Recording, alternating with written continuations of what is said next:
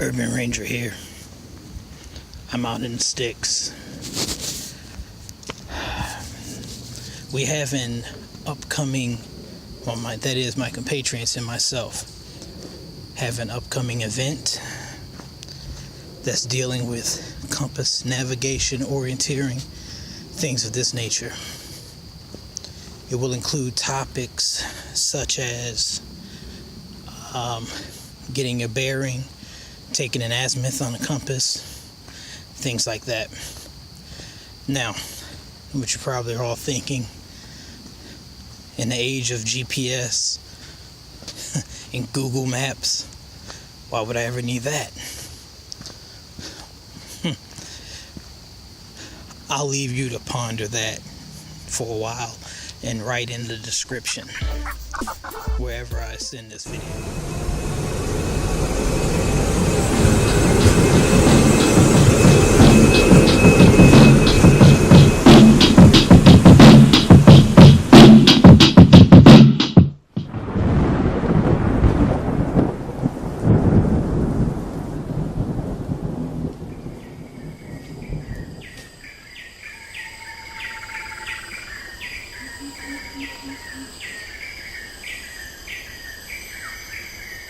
So basically,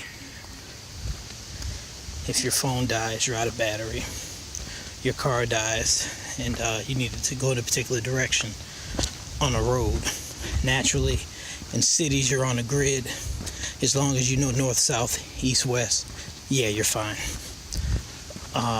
However, if the modern conveniences are no longer at your disposal, hopefully, in your go bag, bug out bag, get home bag, or EDC includes a compass, base plate, lens addict, whatever have you, even a button compass.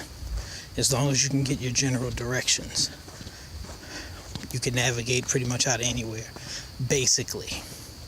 But then when we get into topography, when we get into the different feet above sea level you are, when navigating a landscape, this is going to help you, because you could be next to the Grand Canyon, and if on that topo map, or you understand your elevation, you'll know, you can get an idea of where you are, where you need to be.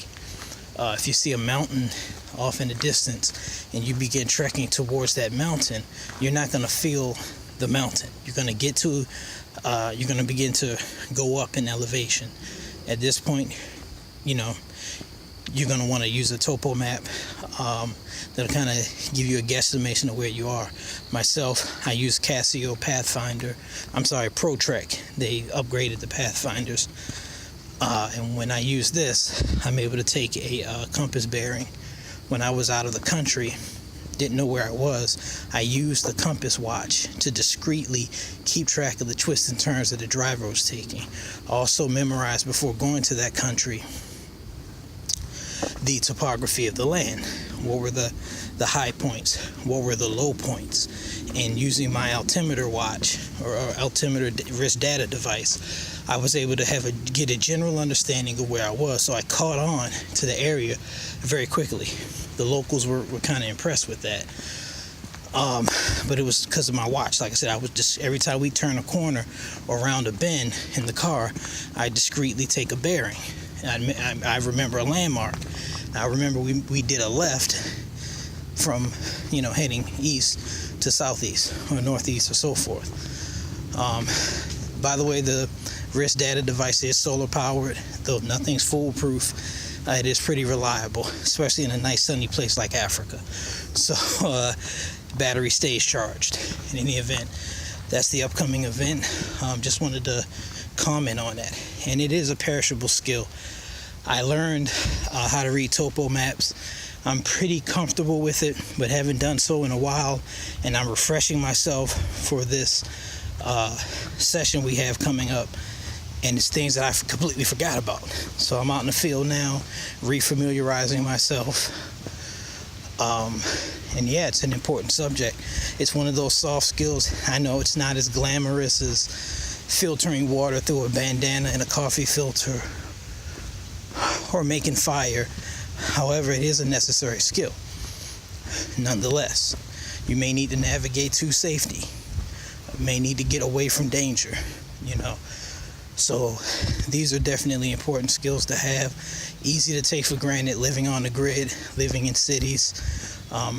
But thankfully, because of this wilderness aspect of navigation, I rarely get lost in any major city that I go to by understanding the 4 cardinal directions. You know, get a grasp of that first. That's what Urban Ranger's saying. Grasp the cardinal directions first. Get a good concept of it. Get yourself a nice, simple base plate compass. Suunto, I personally prefer Brunton, just because that was my first experience with the real experience with the compass. Silva, doesn't matter. Get yourself a base plate compass. Start out with understanding the directions. Learn to take an azimuth. Go out to your local park, do it away from electronics and things like that to get an accurate reading. Remember, the sun rises in the east, sets in the west. That'll also help you out. So just thought I'd post up, and I'm going to continue on my trek and, you know, keep building skills and being a master of your environment.